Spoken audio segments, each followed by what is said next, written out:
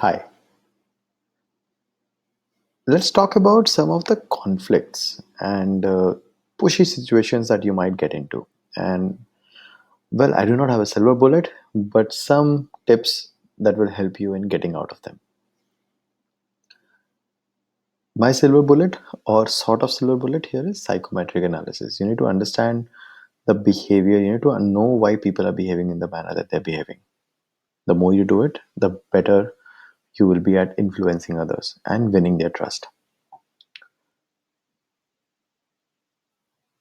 So, conflicts and difficult team members.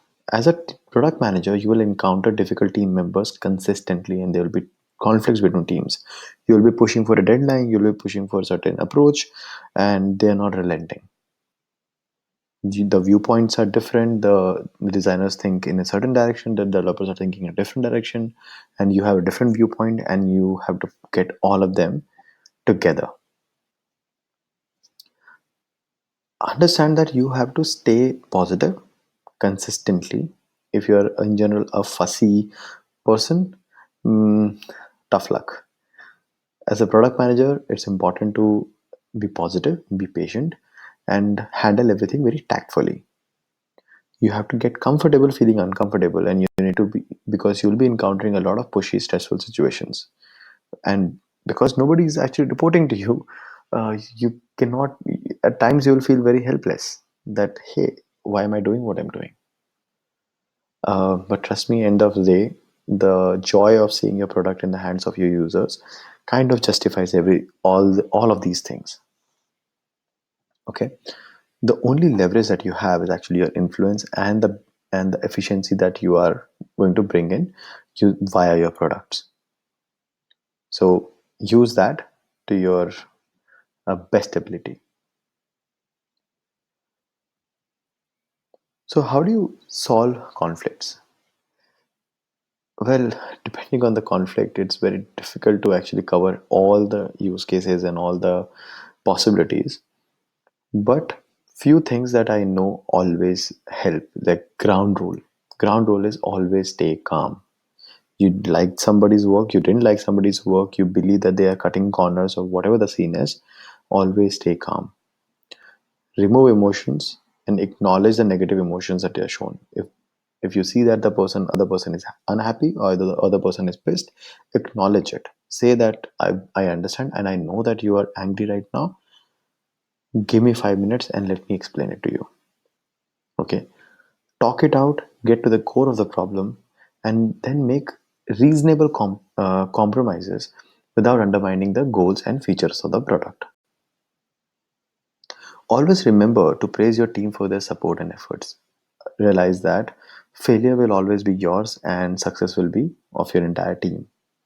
Okay, you being the product leader will have some say, but as a good leader, it's your responsibility to make sure the team members are getting the due credits. So, how do you influence team members? Right. So, as a product manager, one of the toughest and underrated skill is to influence without authority. So, as a product manager, you will own the product, but you don't manage the people. And so, you need to seamlessly influence and motivate other teams for integration scenarios. Okay, you will be required to influence executives without the authority to ensure your product receives the necessary priority and the right resources. One way of influencing, and I have seen this happening again and again, great product managers influence by communicating the product vision very, very clearly in a way that everybody understands it. Everybody feels like, yes, this is what I would like to get behind. When the team understands the story behind the vision, they will believe in you and your direction. You are a leader after all. You should always remember to show empathy when you wish to successfully influence your team members. If you do not show empathy, it's not going to work out. Okay, and find unique ways. Go creative to help your team achieve their goals through their project tasks. This would make them feel respected, and you would be able to influence them with your product vision even further. Scenario two: the team members are pushing back. They will be pushing back on various fronts. They might be pushing back on the product goals or the vision. They did not agree to it. they're working with they do not want to work with a certain team or a certain person. They might be pushing back on timeline, which is the most common scenario. So if you return these pushbacks with aggression or negative feelings or just being plain pissed, you're not going to resolve it. You're not helping anybody, and it's your responsibility to actually solve all of this. Nobody else's. Also, if the team members feel that you are micromanaging them, that again is going to impact the quality. The quality of the work will suffer, and they will not be able to produce good stuff. So, in situations like this, again, stay calm, listen to the pain points, acknowledge the pain points. Most of the time the issues are because they believe the other person who's pushing back believes that you are not there to listen, you're not listening to them, you're not addressing their problems. The more you listen, the calmer they will get, and it'll be easier to figure out a solution that works for everybody's favor. Sometimes you will have to take a hard call, and you'll have to push back a certain team member who might be very, very unreasonable. So it's not like you always have to be compromising and soft and whatever. You will have to take those hard stands, but when you're taking those hard stands, be very careful, because you cannot take them very often. It's pretty much like a game of Mario, that you get 3 or 4 lives, right? So just don't push back all the time. When somebody is being unreasonable, explain to them why do you think they are being unreasonable.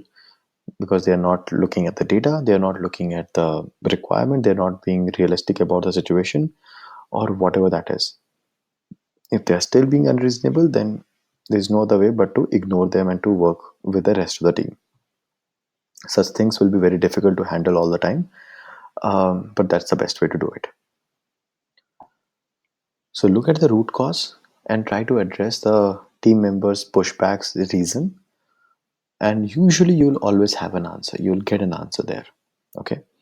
And you will have to and maintain patience, because you will have to do some sort of iterations before you reach a good agreement and a good working relationship. Lastly, let's say you and your executive or your CEO or your business stakeholder is conflicted on the opinions, on the vision, on the approach, right? The opinions about the product or the product feature conflicts. What do you do? Firstly, you need to handle the situation with extreme care. Your job is at stake after all, in a way. Same, I would say the same story, the same solution. Be very calm, listen to the points your CEO or executive has, understand their perspectives, understand why they're suggesting what they're suggesting. There's a good chance that they're already implicitly assuming a lot of things, or they're trying to implement something that they saw somewhere else, which may or may not be exact 1:1 mapping for the product at hand. But yes, they're adamant right now. So in those scenarios, um, it is important um, that you bring out business rationale and data to support your decision, whether you say yes or no. This is assuming that your team and your company has this open relationship with the CEOs. And I've seen in certain companies where you just cannot argue against the CEO. If he has said something, he has said something. Sometimes the CEO might be absolutely right, because he might have seen more things, or he has interacted with more people, so he knows things in a much better depth. And he has assumed that you would know this. In those scenarios, again, it's very important to acknowledge this and say it outright, that uh, from the data that I have, which is this, I don't agree to what you're saying. But if you have some data, or if you have some other evidence, or if you have seen something succeeding somewhere else, or if it's your pure gut feel, please say it out loud so that we can take a call and we can move ahead. Okay. You should remove any type of emotions from this equation. Don't get sentimental. Don't take it personally, because emotions will bring in bias, and they might also bring in ego. Okay. Uh, if at any point, if you're in a position where you need to compromise, just remember that it's okay, as long as you're not undermining your product and the product features, and you're not undermining the final impact that this product could have had you not compromised. And you should say it out loud. You should not keep it hidden. So to conclude, um, conflict situations are very, very difficult to handle in general. But the silver bullet or the simplest solution is actually maintaining a very, very calm head, keeping a listener's ear, listen more, speak less.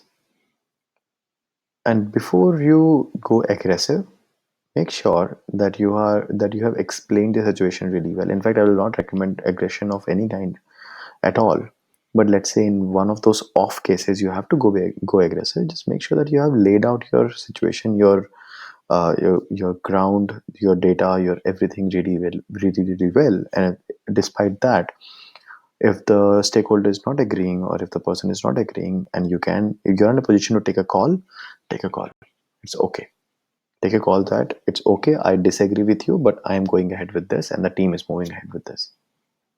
Okay, but those are commitment, and those are difficult things to say and difficult things to do.